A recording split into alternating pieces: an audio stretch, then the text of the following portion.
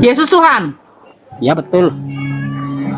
Terus datanglah Roh Kudus menyerupai burung merpati. Roh Kudus itu siapa? Yesus, Roh Kudus itu karya Tuhan, pekerjaan Tuhan. Tuhan bukan? Bukan. Berarti Roh Kudus bukan Tuhan? Ya bukan. Yesus Tuhan, Bapa Tuhan. Berapa Tuhanmu? Satu. Roh Kudus bukan Tuhan. Yesus Tuhan, Bapa Tuhan. Berapa Tuhanmu? Satu. Yesus Tuhan, Bapa Tuhan. Berapa Tuhanmu? Satu.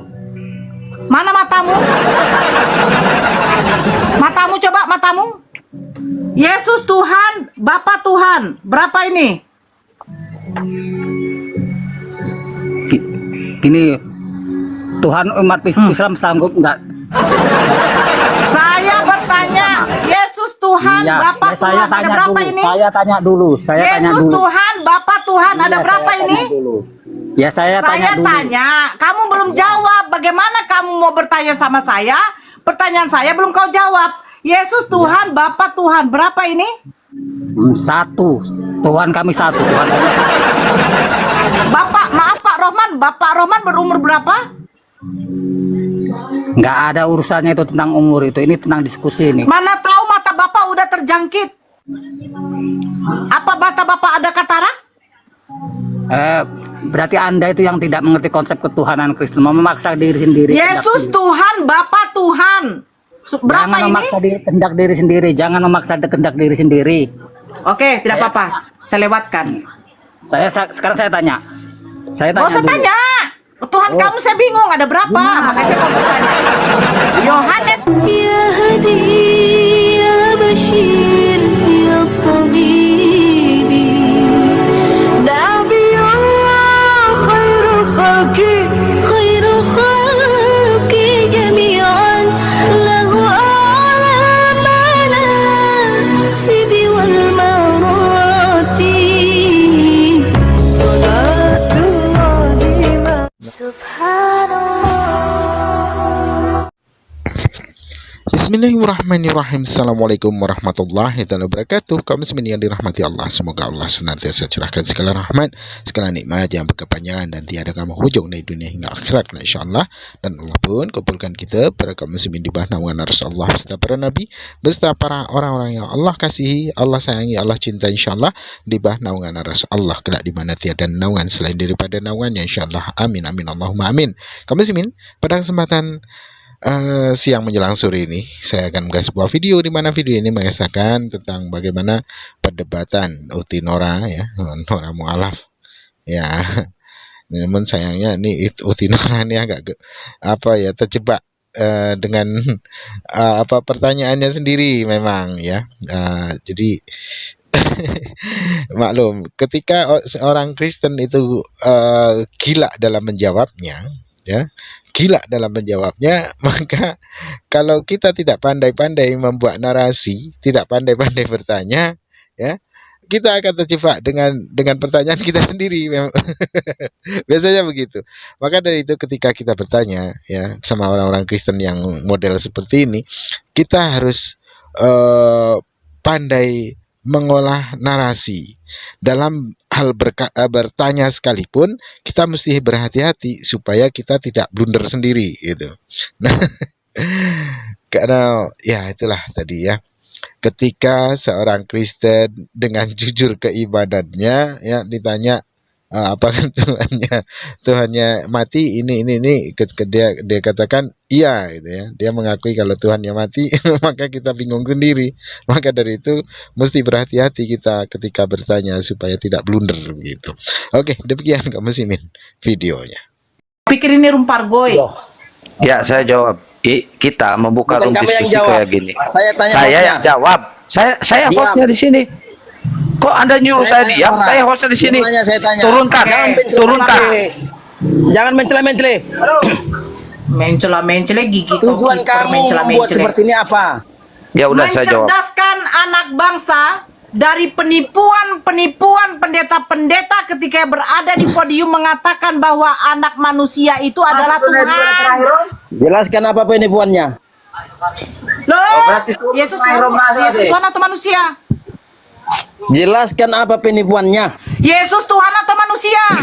Kamu Menurut kamu kitab mengerti suci nggak bicara kamu, saya? menurut Yesus, Yesus Nora. Tuhan atau manusia? Kamu mengerti nggak bahasa saya? Kamu bahasa binatang yang kamu pakai sehingga kamu tidak bisa Kau menjawab itu yang pertanyaan saya. binatang. Goblok. Manusia Kalau binatang kau. goblok saya nggak mungkin saya menyembah manusia. Bocong. Jangan komen-komen sama saya. Rohman, selamat malam, agama. Ya, selamat malam. Saya Kristen. Assalamualaikum warahmatullahi wabarakatuh. Waalaikumsalam. Silakan.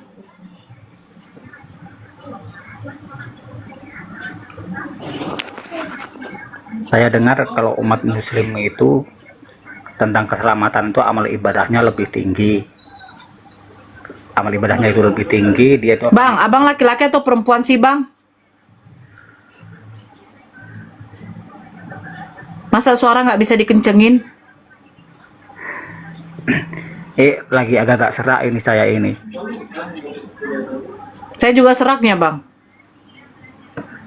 Tapi bisa terdengar kan?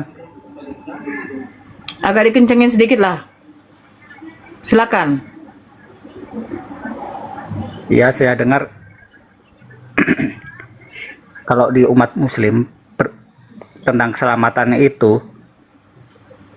Kamu dengar di mana, Bang? Hah? Saya Kamu tinggal dengar di mana? Lampung. Hah? Kamu dengar di mana? Kan saya dengar. Ya. Kamu dengarnya di mana? Ya para ustadz itu kalau ceramah. Ustadz siapa? Kalau tentang keselamatan itu, Bang, amal bang, ibadah lah. bang, Ya. dengar bang, bang, dengar bang, ya, Ya. jangan membawa-bawa yang dari luar ke dalam deh bang.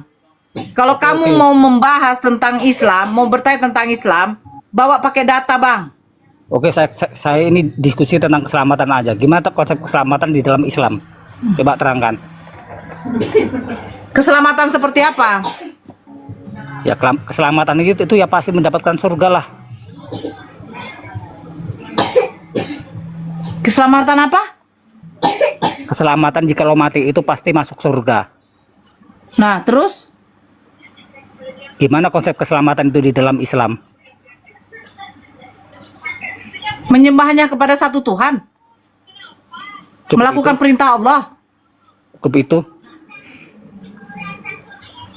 Kalau kami simple, nggak ribet. Kalau kau bagaimana? Ya, kalau kami mempercayai Yesus sebagai Tuhan dan Juru Selamat itu sudah pasti itu masuk surga. Emang Yesus juru selamat? Iya betul. Dia selamat di mana? Ya memang dia Juru Selamat. Dia selamatnya di mana? Dia menyelamatkan kami ini. Waktu mati di kayu salib, siapa yang selamatkan dia? Selamat sendiri. Itulah dia mati. Waktu dia mati di kayu salib, siapa yang selamatkan dia? Itulah dia mati di kayu salib itu tuh. Saya tanya, waktu dia metong di kayu salib, siapa yang selamatkan dia? Dia selamat sendiri. Selamat sendiri dari mana? Ya dia menyerahkan nyawanya untuk dan bangkit sendiri. Berarti Yesus bunuh diri? Oh tidak. Nah. Saya tanya sama Anda sekali lagi. Dia menyerahkan nyawanya. Siapa yang menyuruh dia menyerahkan nyawanya? Itulah rencana Tuhan. Tuhan siapa? Tuhan kami, Siapa namanya? Yesus. Yesus, Tuhan kamu menyuruh Yesus, Tuhan. Yesus Tuhannya ada berapa tuh? Ada berapa Yesus itu? Tuhan kami Yesus Kristus. Yang menyuruh Yesus menyerahkan nyawanya kepada Tuhan itu siapa? Yaitu dia sendirilah, itu visi misi dia sendiri itu datang ke dunia itu. Oke. Terus Yesus duduk waktu naik ke surga duduk di sebelah mana? Sebelah kanan Allah. Allah itu siapa? Allah itu Yesus sendiri. Jadi Yesus duduk di sebelah kanan Yesus. Yesus itu ya Allah sendiri. Itu baca itu. Saya Tidak. bertanya, ketika Yesus naik ke surga, duduk di sebelah kanan Yesus. Berarti Yesus duduk di sebelah Yesus. Ya betul. Berarti ada berapa Yesus? 1.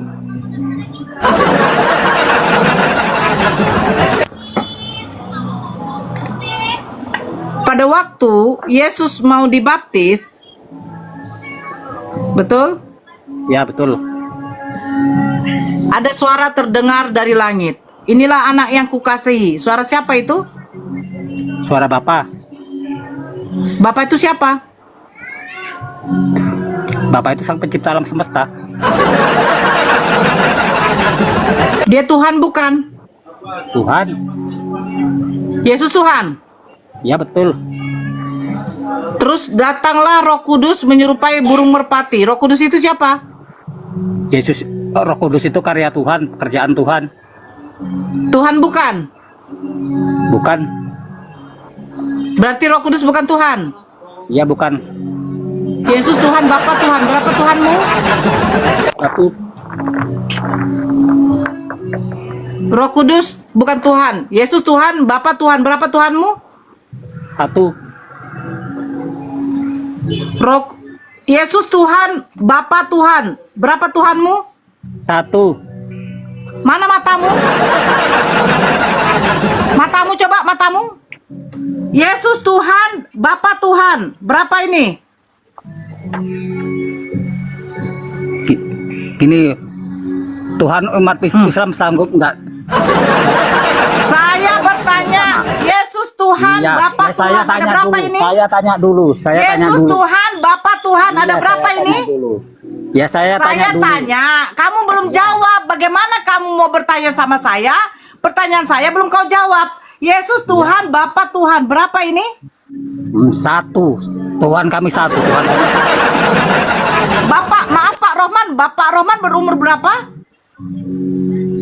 Nggak ada urusannya itu tentang umur itu. Ini tentang diskusi ini. Mana tahu mata Bapak udah terjangkit.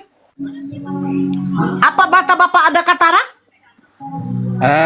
Berarti Anda itu yang tidak mengerti konsep ketuhanan Kristen, memaksa diri sendiri. Yesus Tuhan, Bapa Tuhan. Berapa Jangan ini? memaksa kehendak diri sendiri. Jangan memaksa kehendak diri sendiri. Oke, tidak apa-apa. Saya lewatkan. Sekarang saya tanya. Saya Gak tanya usah dulu. tanya. Tuhan Oh. kamu saya bingung ada berapa? Gimana? Makanya saya mau bertanya. Yohanes 17 nomor 8. Yohanes Katanya mau 17 nomor diskusi. 8. Sebentar. Ah. Yohanes 17 nomor 8. Segala firman yang engkau sampaikan kepadaku, kata Yesus. Pertanyaan saya, siapa engkau itu? Bapak. Bapak Tuhan. Iya betul. Segala firman yang engkau sampaikan kepadaku, telah kusampaikan kepada mereka. Yang menerima firman itu siapa? Yesus. Yesus Tuhan. Iya betul. Tuhan Bapa menyampaikan firman kepada Tuhan Yesus. Iya betul. Berapa Tuhanmu? 1. Ah. Bapak tadi dikasih makan ibu, makan apa Pak?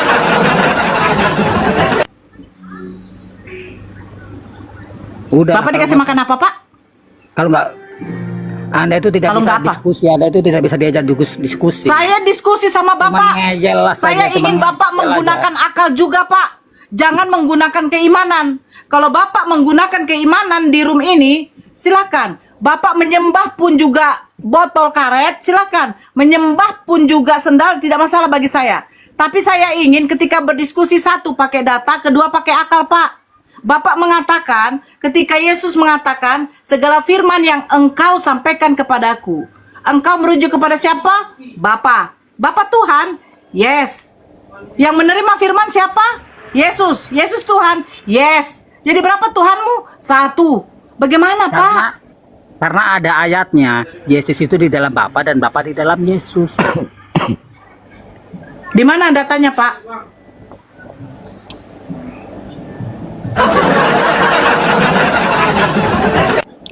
Kalau Yesus di dalam, kalau Bapa di dalam Yesus, berarti Yesus kerasukan roh Bapa dong.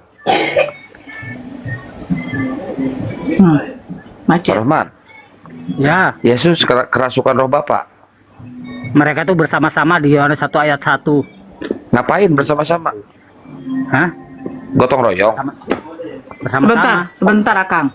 Jadi Yesus di dalam Bapa, Bapa di dalam Yesus. Iya betul. Ketika datang malaikat Gabriel menyampaikan kepada Bunda Maria, engkau akan mengandung dan melahirkan seorang anak laki-laki bernama Yesus. Yang dikandung Bunda Maria, Yesus sekalian Bapa. Iya betul.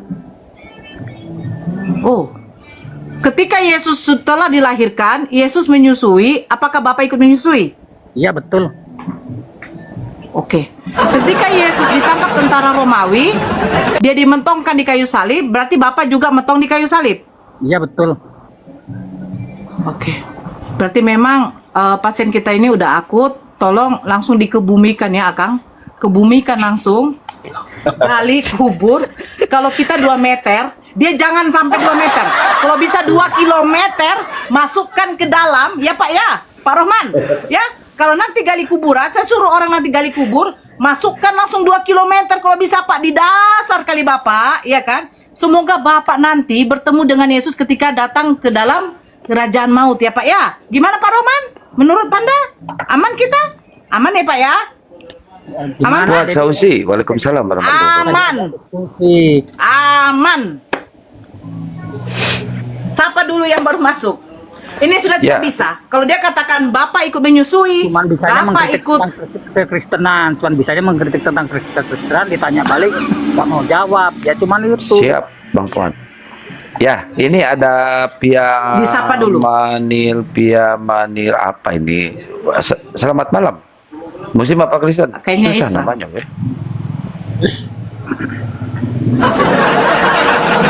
Ya, Iya, Pia Manila, selamat malam. Kristen atau Islam? Ya, selamat malam. Islam. ya. Ya Bang, kami naikkan Kristen dulu ya Bang. Ini Pak Rohman ini ada pasien kami yang akut. Pak Rohman sebentar ya, ambulannya lagi di perjalanan Pak Rohman. Katanya nyangkut di Bukit Golgota, sakit banyaknya tengkorak-tengkorak di sana Pak. Jadi agak nyangkut di situ. Katanya ada tengkorak kepala bagiannya si siapa itu masuk ke dalam ban mereka. Jadi agak ganti ban dulu ya. Sabar ya Pak Rohman ya. Lagi datang itu. Nyiu. Sabar ya Pak. Febri. Assalamualaikum. Waalaikumsalam. Waalaikumsalam. Ya, Febri, ada yang Muslim, mau Pak? disampaikan? Ya, mau salam-salam aja sama anak-anak Tata. Pak Rohman, Anda mau bertanya soal Islam silakan. Silakan Pak Rahman. Assalamualaikum Kang Kian, Bunda Nora. Waalaikumsalam warahmatullahi wabarakatuh. Waalaikumsalam. Bang Zul.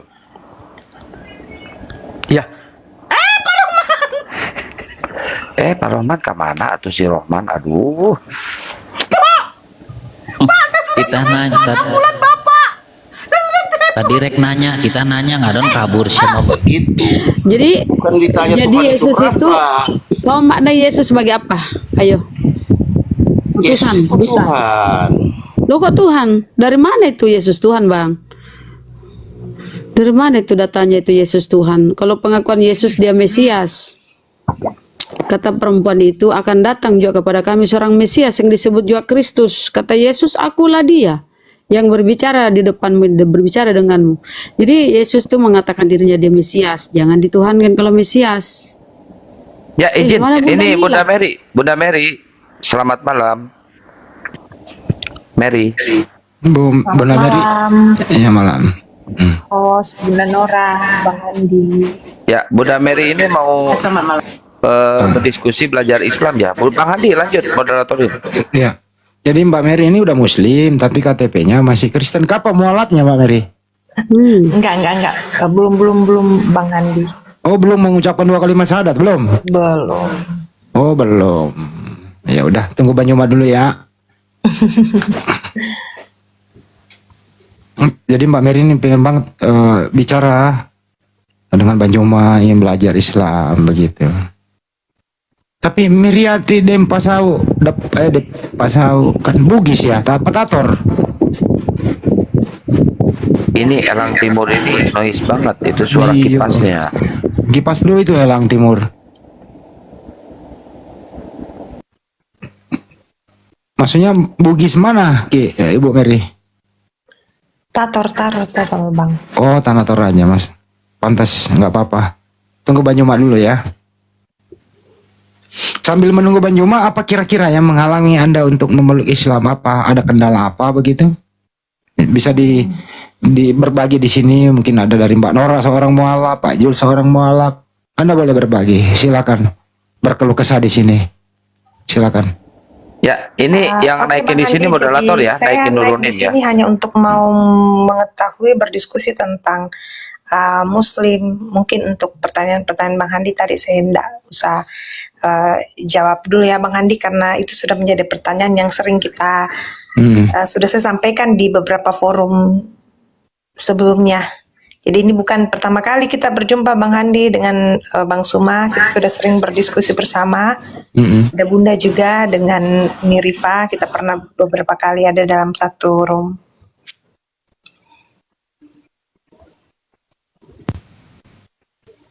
Saya pikir kemarin udah mau ikut peringati Hari Mualaf di Makassar. Nah itu Jadi Bang belum Andi bersyahadat yang saya ya? mau tanyakan Bang Handi. Mbak Mary, tentang Bun, Hari Mualaf. belum bersyahadat ya Bun? Belum bersyahadat.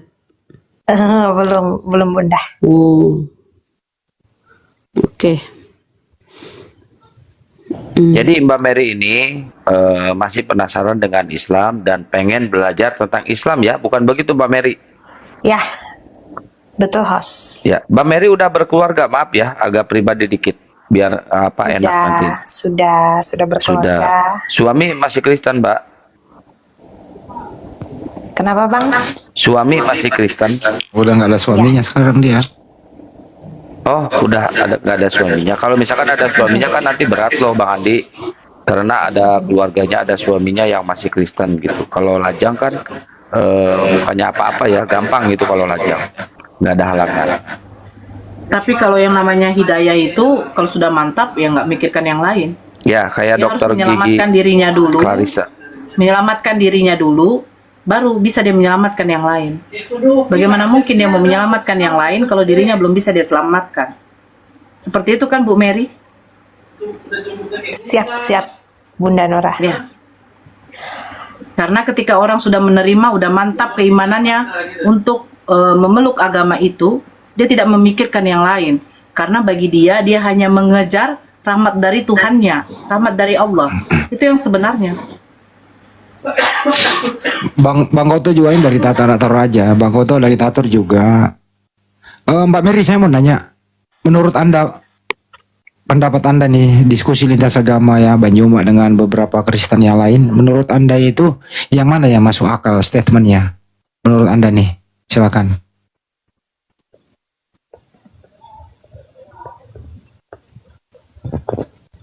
Ya, kenapa Bang Handi? Kan sudah sering dengerin Bang Juma diskusi lintas agama sama Kristen, baik jemaat maupun pendeta gitu ya. Menurut Anda, yang masuk akal penjelasannya yang mana? Pendeta, jemaat kah, atau Bang Juma kah, atau dari Muslim yang lain? Silakan. Wah, kalau berbicara pendeta ini kan mewakili pemuka-pemuka agama Kristen, jadi banyak Bang. Mbak, ini Anda monitor Bang Juma atau gimana? Ya, sambil tunggu Bang Juma, Bang pasti ada di room ini yang bisa menjawab pertanyaan saya mengenai Hari Mualaf. Oh ya, tunggu ya. Gimana host? Bang Juma udah di Udah saya jambak. Mungkin Bang Jumanya masih ini ya, masih. Saya turun aja biar ada satu Saya turunkan Kian. Kristen. Saya turun. Ya, saya juga turun ya Bang Andi. Aja, Bunda. Saya juga turun. Bunda. Ngapain sih pada turun? Masih ada satu tempat. Duh. Ada 2 Kristen Bang Andi. Bang Handi, bisakah saya bertanya sambil menunggu Bang Suma? Ada Uni Rifa di sini, ada. Boleh, silakan. Boleh. Ya, saya baru tahu bahwa ternyata ada Hari Mualaf. Saya tahu itu dari kegiatan yang ada di Bualangi kemarin yang diadakan oleh teman-teman. Ada Bang Suma yang live, saya lihat ternyata Hari Mualaf itu ada. Hanya tanggalnya menarik. Itu jatuhnya kalau tidak salah tanggal 25 Desember ya, bersamaan dengan Hari Natal, perayaan umat Kristiani. Nah, itu adakah sejarahnya sehingga tanggal itu ditetap? Kenapa pas tanggal 25 gitu Bang? Oke. Itu yang Tadi udah pertama. dijawab. Iya. Tadi sih udah dijawab oleh Bang Juma itu bahwa para mualaf ini waktu masih menjadi Kristen itu dia memperingati Natalnya, hari kelahiran Tuhan mereka. Berdasarkan dari situ, untuk menghibur mereka, mereka bersepakat ya. Bukan kami loh yang Muslim dari awal, mereka sendiri yang bersepakat. Anda boleh menonton bagaimana mualaf-mualaf yang ada di Tanah Toraja dan lain-lain dan sekitarnya itu. Mereka sendiri yang buat. Daripada kami bersedih mengingat zaman dulu, mendingan 25 Desember ini kita jadikan hari lahir kami untuk kembali ke Islam. Itu intinya. Jadi nggak ada niatan lain untuk menandingi itu. Daripada mereka bersedih mengingat masa lalu, ya mereka membuat kegiatan sendiri mengingat hari lahirnya kembalinya ke Islam. Jadi tidak percaya lagi ada Tuhan lahir, tapi dia lahir kembali seperti bayi, karena orang yang memeluk Islam itu lahir seperti bayi. Itu kira-kira Mbak Mary. Oke, jadi memang kesepakatan ditetapkannya tanggal 26 Desember itu oleh para kaum mualaf sendiri ya Bang ya. Berdasarkan pertimbangan-pertimbangan yang sudah dijelaskan tadi. Itu intinya di sana. Nggak ada niatan lain kok. Betul ya Mbak Nora? Mbak Nora juga mualaf. Bang Goto, betul Bang Goto? Betul banget. Betul. Ya silakan. Bang Goto juga kemarin sempat memberikan kajian ya mengenai hari mualaf ini. Silakan Bang Goto. Sampaikan, ada sama-sama satu suku nih sama Tanah Toraja nih. Hari mualaf itu sudah berapa lama diselenggarakan Bang? Udah 3 tahun yang lalu. Dari 3 tahun yang lalu. Kurang lebih 3 atau 4 tahun ya, saya lupa gitu. Kurang lebih udah lama lah. Apakah hari mualaf itu hanya ditetapkan di Indonesia saja atau bagaimana Bang? Kita ingin mendunia Mbak. Kami juga di luar negeri ada itu. Saya di beberapa mualaf di Masjid Imam yang ada di New York, Amerika Serikat. Di sana juga memperingati hari mualaf sedunia. Oke. Silakan Bang Oto. Iya, tapi sebelumnya Tante Mary ini gereja di mana dulu? Silakan Bang Oto. Iya, Tante Mary gereja di mana dulu? Ndak mi tambah tantak itu ada apa? Ya paling. Kalau gitu Kakak Mary gereja di mana? Siap Bang. Gereja di mana dulu? Ya, gereja Toraja. Toraja mana? Kan gereja Toraja banyak. Nah, kalau saya dulu kan Sudiang. Kalau Bunda Mary? Di sini di kompleks ID. Di mana itu Bunda? Antang. Antang. Oh.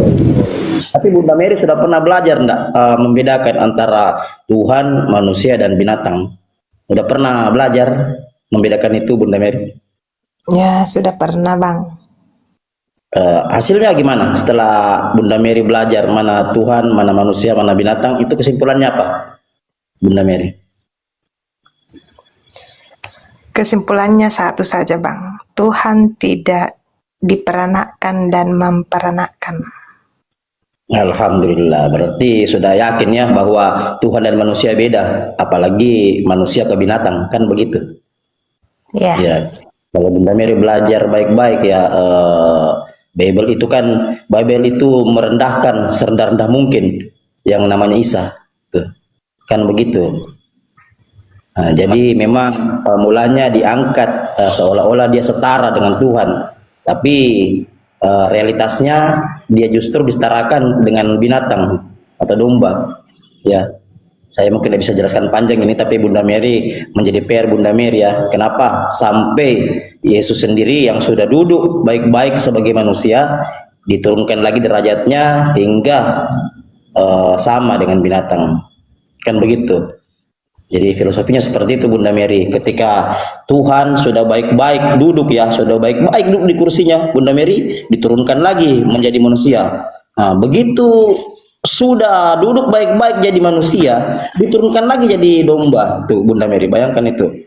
Nah, Begitu sudah baik-baik duduk sebagai domba, sebagai binatang, diturunin lagi jadi anak domba tuh. Itu.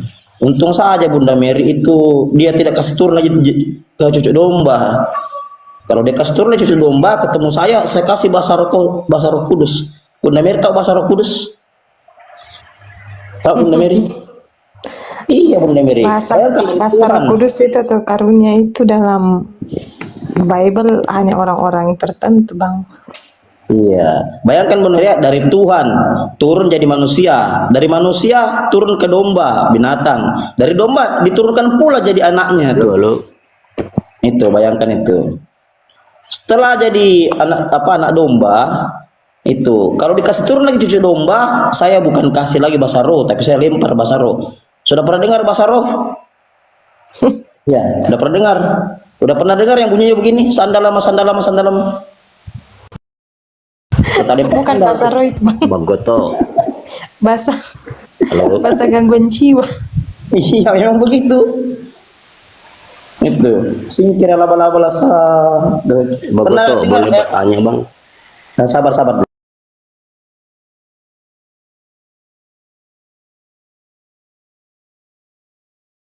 Yang mantan dukun santet katanya bertobat. Ya, coba Abang cari di video, cari di YouTube itu. Menurut Bunda Mary itu akalnya itu kalau pakai akal sehat ya, karena Islam itu memerintahkan kita untuk selalu menggunakan akal sehat kita, rasionalisme kita. Kita berpikir untuk mengenal Islam. Kan begitu. Nah, Bunda Mary ya, jadi alhamdulillah kalau Bunda Mary sudah meyakini bahwa Tuhan tidak diperanakkan dan tidak memperanakkan. Iya, alhamdulillah Bunda Mary ya, karena memang posisi Tuhan harus seperti itu. Ya, jadi kebodohan ajaran Bible itu memang mulanya dari abad keempat. Sementara Yesus dan Paulus sendiri tidak pernah mengajar seperti itu ya. Secara epistemologi ya, kalau Bunda Mary mahasiswa pasti belajar epistemologi. Kalau Bunda Mary belajar, pasti Bunda Mary mengerti bahwa semua ini akal-akalan bangsa Roma yang sudah mengambil alih otoritas, mengasimilasi paksa budaya Kristen, lalu memasukkan budaya Helenistik ke budaya Kristen. Itu jelas sejarahnya Bunda Mary. Nah, begitu mungkin. Sudah berapa tahun Bang Goto Molaf? Saya 2019 Bunda Mary. Barusan aja 5 tahun.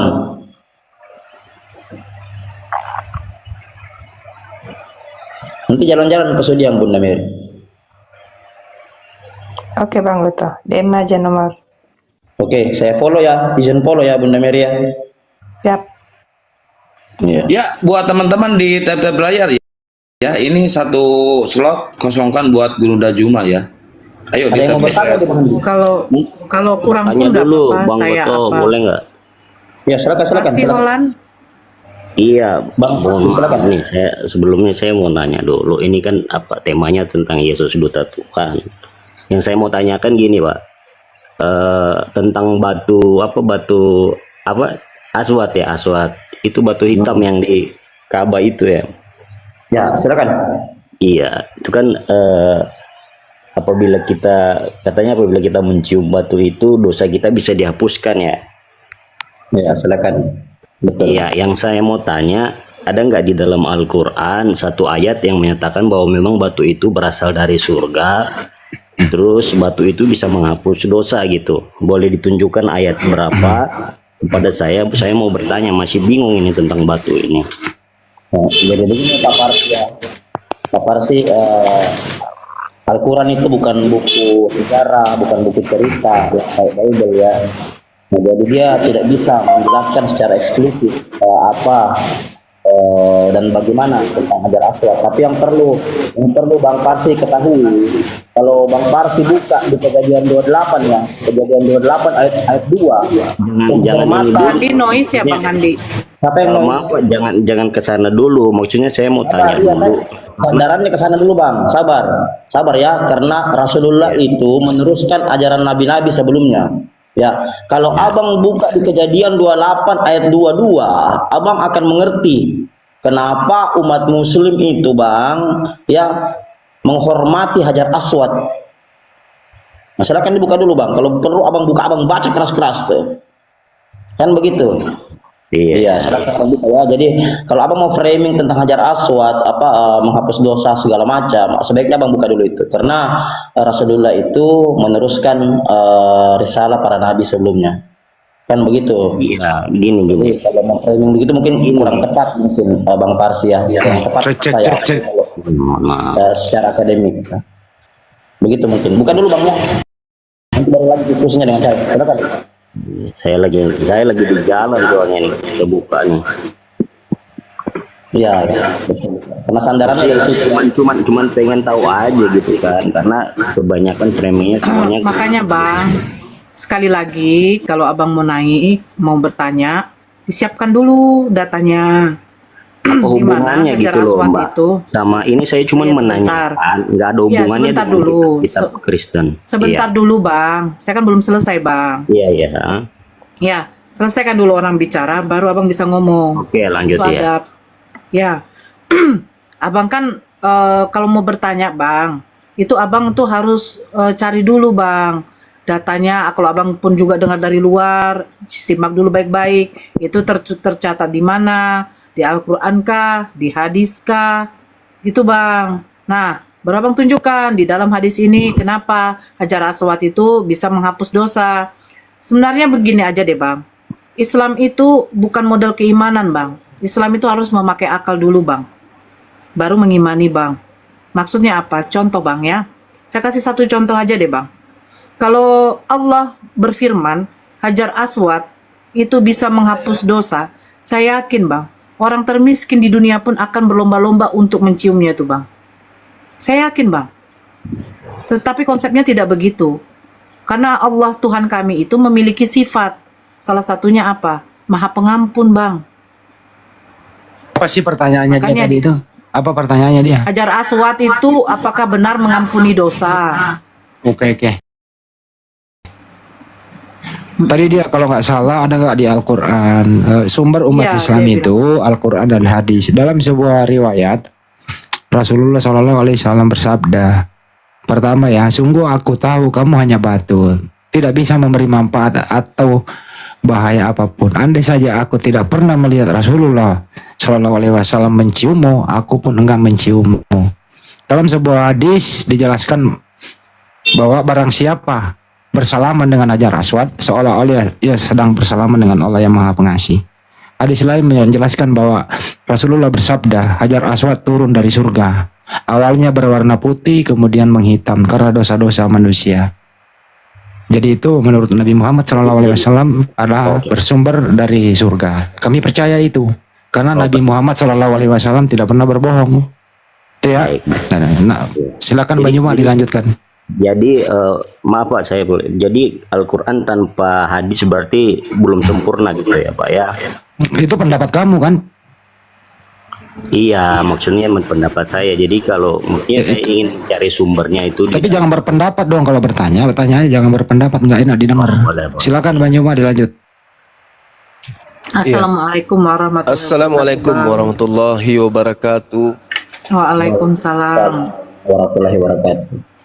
Iya. Ya, jadi kalau Saya izin pamit ya Bang semuanya, karena Abang kita biar ada satu slot untuk Kristen. Saya izin pamit dulu abangku. Assalamualaikum warahmatullahi wabarakatuh. Waalaikumsalam warahmatullahi wabarakatuh. Uniripa masih monitor, Dinda Nora monitor, Saya Dinda Bang, Rahma saya monitor. Nah, saya yang izin tidak turun dulu abangku. monitor ini yang diturunin, mati meja. Sakit kepalanya itu Bang semua. Ya, jadi kalau Al-Quran itu wahyu dari Allah. Sedangkan hadits adalah penjelasan utusan Allah terkait dengan wahyu Allah. Jadi hadits ini adalah isi dari Al-Quran yang diuraikan. Itu hadits.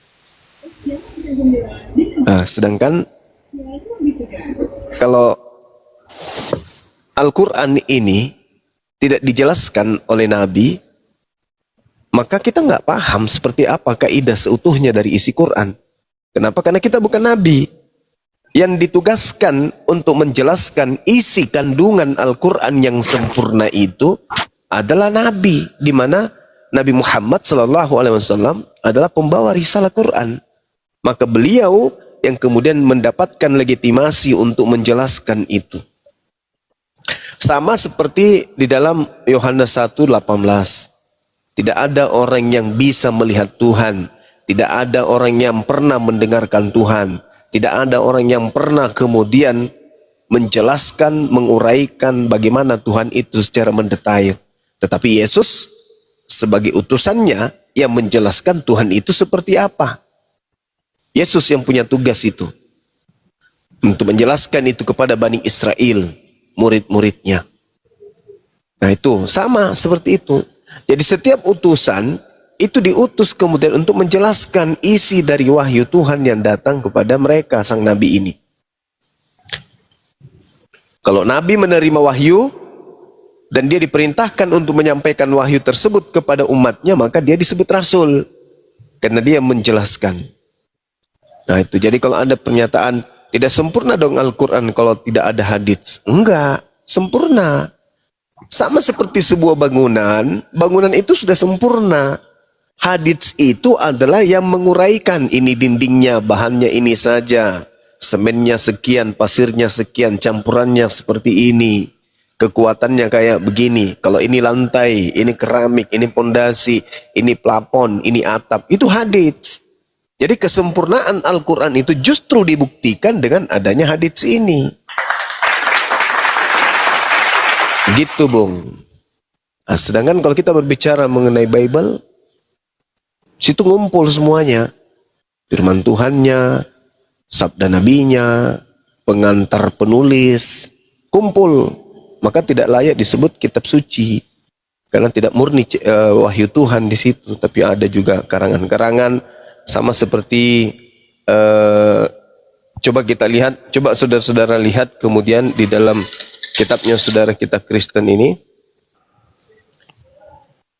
adanya kemudian tulisan orang yang tidak dikenali yang masuk di dalam kitab Roma misalnya. Di Roma 16:22 itu dikatakan begini, Tertius yang menulis surat ini menyampaikan salam dalam Tuhan kepadamu. Tertius ini siapa? Penulis. Kok ada di dalam tertulis, aku Tertius yang menulis surat ini. Aku Tertius yang menulis surat ini. Aku ini Tertius. Nah ini firman Tuhan atau apa ini? Kan bukan firman Tuhan. Bukan juga sabda Yesus. Bukan juga ucapan Paulus. Tapi ucapan orang yang tidak dikenali. Nah kalau hadis itu ucapan Rasulullah. Yang disampaikan kemudian kepada para sahabat. Itu. Atau uraian sahabat yang menjelaskan tentang ucapan Rasulullah. Atau perbuatan Rasulullah. Atau ketetapan Rasulullah. Itu hadits. Nah kalau ini apa? Jatuh kemana ini perginya? Aku Tertius yang menulis surat ini. Menyampaikan salam dalam Tuhan kepadamu. Ini bukan firman Tuhan. Bukan sabda Nabi. Bukan ucapan Rasul. Bukan apa? Kita mau sebut apa ini? Kitab Roma. Sekira gitu Bang. Silakan. Ya, makasih Bang Zuma. Penjelasannya udah cukup baik. Cuman itu tadi yang Bang Zuma bilang bahwa hadis itu menjelaskan isi tentang Al-Quran. Nah, jadi maksudnya ada nggak di dalam Al-Quran itu tentang batu hajar aswad ini sehingga di dalam hadis itu dijelaskan minimal ada satu kata seperti bangunan. Bangunan itu sebentuk bangunan nanti dijelaskannya bahwa bangunan ini terdiri dari ini, dari seng, dari atap, dari ini segala macam. Sedangkan yang mau saya tanyakan, ada nggak di dalam Al-Quran minimal beberapa kata tentang hajar aswad itu sehingga diuraikan kembali ke dalam hadis gitu loh Bang. Iya, jadi gini, Allah Subhanahu wa ta'ala menjelaskan di dalam Al-Quranul Karim, Qul in kuntum tuhibbunallah fattabi'uni yuhibbukumullah wa yaghfir lakum dzunubakum wallahu ghafurur rahim. Katakanlah kepada mereka wahai Nabi Muhammad, ketika mereka ingin dicintai oleh pencipta langit dan bumi, ketika ingin dosa-dosanya dihapuskan oleh Tuhan pencipta langit dan bumi, agar mengikuti engkau. Fattabi'uni, ikutlah denganku. Jadi ada kemudian resep dari pencipta langit dan bumi, kalau mau selamat, ikuti Nabi Muhammad. Nah, Nabi Muhammad kemudian menyentuh batu Hajar Aswad ini. Maka kami umatnya mengikuti beliau. Kenapa? Karena kami ingin agar Allah mengampuni dosa-dosa kami. Perintahnya fattabi'uni, ikutilah Nabi Muhammad. Makanya para sahabatnya mengatakan, sekiranya aku tidak melihat nabiku, Nabi Muhammad menyentuhmu, kamu hanya batu yang tidak memberikan manfaat apa-apa, maka aku pun tidak akan menyentuhmu. Nah, itu Rasulullah lakukan, kami lakukan. Kami lakukan itu. Memang tidak ada perintah untuk menyentuh batu dalam Al-Quran, tidak ada. Tapi Rasulullah memberikan contoh melakukan hal tersebut, maka kami mengikuti itu. Al-Quran surah Al-Ma'idah ayat 31. Qul in kuntum tuhibbunallah. Kalau ingin dicintai Allah, kalau ingin diampuni oleh Allah, maka ikuti Rasulullah. Apa yang diperbuat, yang diperintahkan, yang dicontohkan, kemudian yang dikhususkan untuk umatnya, silakan lakukan.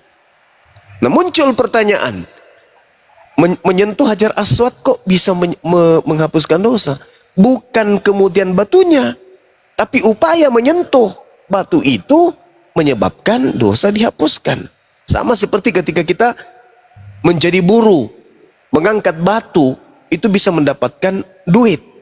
Bukan duitnya bukan batunya yang memberikan duit, tapi usaha mengangkat batu itu menghasilkan duit. Sama seperti itu. Nah, kalau terlalu jauh ingin belajar, coba Anda lihat di saya 6, nomor 6, nomor 7. Batu telah menyentuh bibirmu, maka dosa-dosamu telah dihapuskan. Belum lagi di dalam Keluaran 29 nomor 14. Ambillah kulitnya, dagingnya, dan kotorannya, bakarlah. Itulah korban penebus dosa. Apakah tai sapi itu yang nebus dosa? Tidak, tapi upaya mengambil daging sapi, mengambil kulitnya, mengambil taiknya, lalu dibakar. Upaya itu, usaha itu yang menghapuskan dosa. Bukan tai sapinya, bukan kulit dan dagingnya, bukan. Tapi upaya itulah yang dihargai oleh pencipta, karena ketaatan seseorang mengikuti perintahnya, maka menghantarkan manusia itu mendapatkan pengampunan dosa. Seperti itu, saudara. Ya, Gurunda izin ya untuk menghindari repot, saya kecilin ya, biar Bunda Rahma yang jadi tumbal. Ya, lanjut. Mama kasih Oke, Bang Zuma, terima kasih Bang. Sama-sama. Kejam kali host. Host.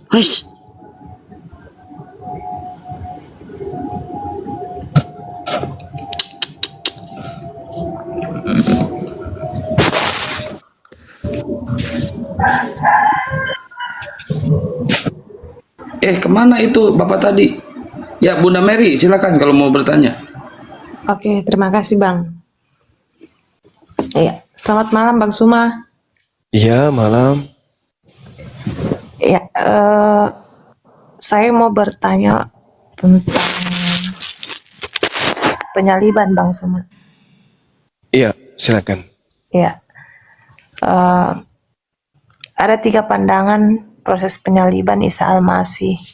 Kalau dalam keyakinan saudara-saudara Yahudi, penyaliban Isa Al-Masih itu dilihat salah satu tindakan yang dilakukan karena Isa Al-Masih dilihat sebagai pembawa keonaran pada saat itu dalam konteksnya, karena mereka melihat bahwa Isa Al-Masih datang untuk memberitakan hal-hal yang menentang keagamaan orang-orang Yahudi pada saat itu, sehingga mereka berusaha untuk menyalibkan. Itu yang saya tahu. Terus kalau dalam keyakinan saudara-saudara Kristen, penyaliban Isa Al-Masih itu adalah bagian karya penyelamatan Allah, penebusan dosa. Dan kalau dalam keagamaan Muslim, mudah-mudahan saya tidak salah, penyaliban Isa Al-Masih itu adalah salah satu bentuk Allah mengasihi Isa sendiri sehingga ada seorang yang diserupakan dengan Isa Al-Masih menggantikan Isa Al-Masih, sehingga belas kasih Allah itu hadir di dalam kehidupan Isa Al-Masih dan dia diangkat secara hidup-hidup. Jadi penyaliban yang terjadi itu dalam konsep Islam adalah orang yang diserupakan, kurang lebih seperti itu. Nah, pertanyaannya ialah dari ketiga pandangan agama ini tentang penyaliban, Bang Suma, mereka memiliki ayat atau dalil yang menguatkan bahwa ajaran mereka itu benar. Contoh kecil misalnya dalam kekristenan ada ayat-ayat yang menceritakan tentang Yesus itu disalib di kitab Injil. Nah, kalau di Islam sendiri, adakah ayat Al-Quran yang menguraikan bahwa memang Isa Al-Masih itu digantikan oleh orang yang menyerupai dia sehingga penyaliban itu terjadi? Mendengar penjelasan Bang Suma tadi bahwa apa bedanya Al-Quran dengan hadis, dari pertanyaan saudara yang saya lupa namanya tadi yang turun itu, bahwa hadis itu memperlengkapi Al-Quran, Menjelaskan, menjelaskan Al-Quran seperti itu. Walaupun kedudukannya ya Al-Quran lebih di atas, tetapi hadis itu memperkuat apa yang ada dalam Al-Quran. Nah, itu pertanyaan saya, Bang Suma, adakah juga dalilnya atau apalah yang memang betul-betul mengatakan bahwa ada yang menggantikan Isa Al-Masih, orang yang menyerupai, orang yang diserupakan dengan Isa Al-Masih sehingga dia disalibkan? Itu Bang Suma. Salam. Oke, baik. Jadi yang harus dipahami di sini adalah latar belakang penyaliban. Jadi penyaliban itu bukan sesuatu yang diatur oleh Allah dan juga bukan sesuatu yang dipersiapkan oleh Allah. Enggak. Itu disebabkan karena adanya makar. Makar yang dilakukan kemudian oleh orang kafir, orang-orang Yahudi yang ingkar kepada Nabi Isa alaihissalam. Nah, demikian tadi kamus ini yang dimana perdebatan ini berlangsung dan pada akhirnya semua datang ya. Karena ketika berdebat kita memang harus membutuhkan banyak konsentrasi. Kita harus berkonsentrasi walaupun kita bertanya itu. Kalau kita tidak konsentrasi dalam bertanya maka akan blunder sendiri ya. Berbeda ketika dengan Akhi Zuma ya. Kalau Akhi Zuma memang ketika berdebat itu karena memang keilmuannya itu memang Allah berikan lebih dalam secara talenta ya, memang beliau ini adalah orang yang rajin belajar ya, sehingga tidak dapat ditiru gitu. Kalau tidak berhati-hati asal ceplos ya, asal cuap ketika bertanya sekalipun, maka kita akan terjebak dengan pertanyaan kita sendiri. Maka dari itu, usahakan ketika kita hendak berdebat dengan orang-orang Kristen, itu betul-betul kita pelajari dulu dan konsentrasi. Ya, karena tidak semua orang bisa berdebat, itu tidak semua orang berdebat itu. Maka dari itu ketika kita mempunyai keinginan ingin berdebat ya dengan orang-orang yang bukan Islam, khususnya dengan orang-orang Kristen, maka kita harus banyak belajar, pelajari isi kitab mereka, apa bunyi-bunyinya dari ayat per ayat, dan daya ingat kita juga harus kuat gitu ya, tidak asal-asalan. Kalaupun asal-asalan bukan malah menjadi sebuah keilmuan, tapi malah menjadi hal yang memalukan gitu. Karena apa? Kita akan blunder dengan pertanyaan kita sendiri itu. Ketika orang Kristen, yang Kristen ini gila, mereka itu jujur dalam bertanya, Tuhan mati gitu ya, mati. Akhirnya kan kita jadi bingung sendiri kan. Kenapa? Karena kita ketika bertanya kurang didasari dengan kontrol diri, tidak didasari dengan penguasaan narasi, itu tidak konsentrasi dalam berhujah, sehingga apa yang menjadi pertanyaan walaupun itu dilontarkan pada orang-orang kafir itu pada akhirnya mengenai diri kita sendiri, itu blunder akhirnya. Maka dari itu kita mesti banyak belajar, pelajari dari apa yang kita baca, dari apa yang kita sampaikan, itu harus dipelajari terlebih dahulu dan berhati-hati sehingga kita dapat menguasai materi, itu yang pertama. Dan yang kedua, kita juga dapat menguasai dari apa yang kita ingini, tujuan kita apa ketika bertanya, dan kita bisa menjebak lawan debat kita dengan narasi-narasi yang dimana narasi itu kita bangun dengan keilmuan, hujah dengan keilmuan, begitu. Jadi tidak bikin malu, gitu ya. Oke, mungkin hanya itu saja para hamba Allah, dan saya akan akhiri video ini. Wassalamualaikum warahmatullahi wabarakatuh. Ya